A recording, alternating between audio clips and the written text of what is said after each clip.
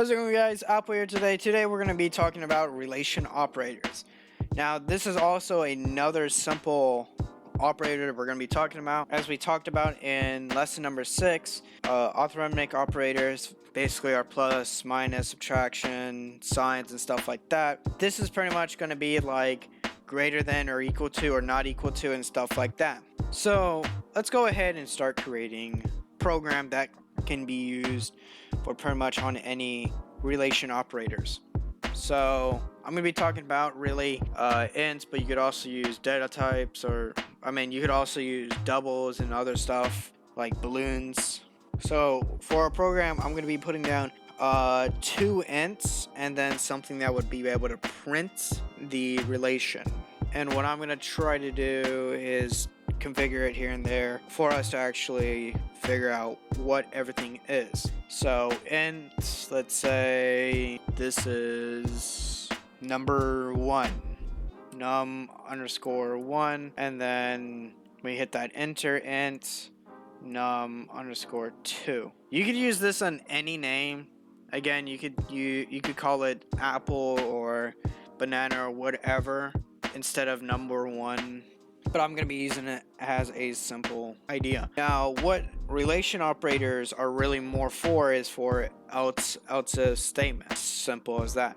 So let's say this. Let's go ahead and make it an if statement right away. If, let's say, num... You know what? I'm not doing these spaces. I'm tired of these spaces, man. Screw these spaces.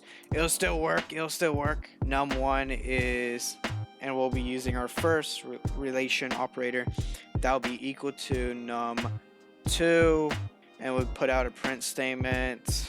Let's just say yes for a print statement. I know that's not the best for it, but I really don't care.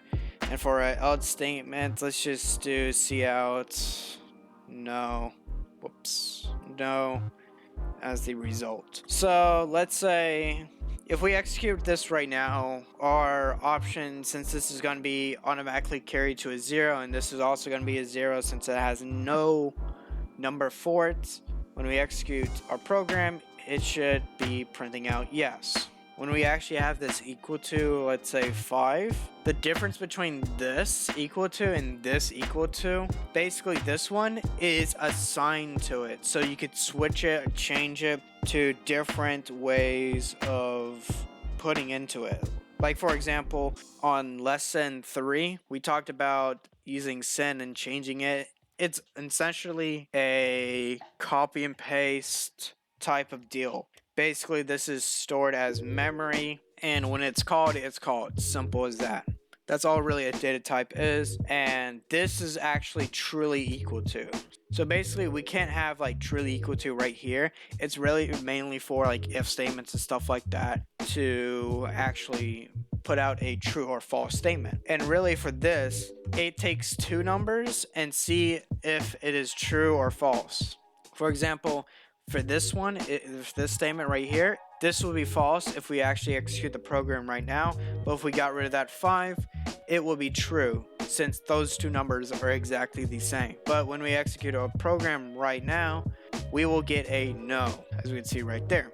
But let's say we want to do a not equal to. And an easy way to do it is put a exclamation mark in front of a equal sign. So basically this would be equal to true. So yes. And of course if they're the same number, it would equal to no. Let's say we want number 1 to be greater than number 2, and if it is so, it is true. So we just use this operator right then and there. So this would actually output true, mainly because it is true. But let's say if this number is bigger than, let's say the first number is 15, it will put out an output of no, since the second number is 15 and it's bigger than number 1. Now, let's say if it is equal, basically, if this was also 5, let's say right this, it will equal yes when we execute our program. But if we got rid of this equal sign, it will equal as a no, since 5 and 5 are basically the same number. Same thing with less than. If it's the same number, it will execute as no. Yeah, if this was a bigger number, it would execute yes. Okay, brain fart right there. And of course, equal to, we'll just add another step towards it, and I forgot it's supposed to be like this. Is the other step is if it is equal to exact same number as the first number. If both the numbers are the same, it will effectively equal to a true. And that's pretty much really it for rational operators. Of course, you can make it more of a complex statement, adding different stuff, but we'll go over that on the next episode for making more of a complex statement. We'll be talking about logic operators, and simple as that. We're actually getting more in depth with different types of code and formatting it to our desire. So I hope you guys liked the video, and I especially hope you guys actually learned something new. I hope you guys actually enjoyed. See you guys in the next episode.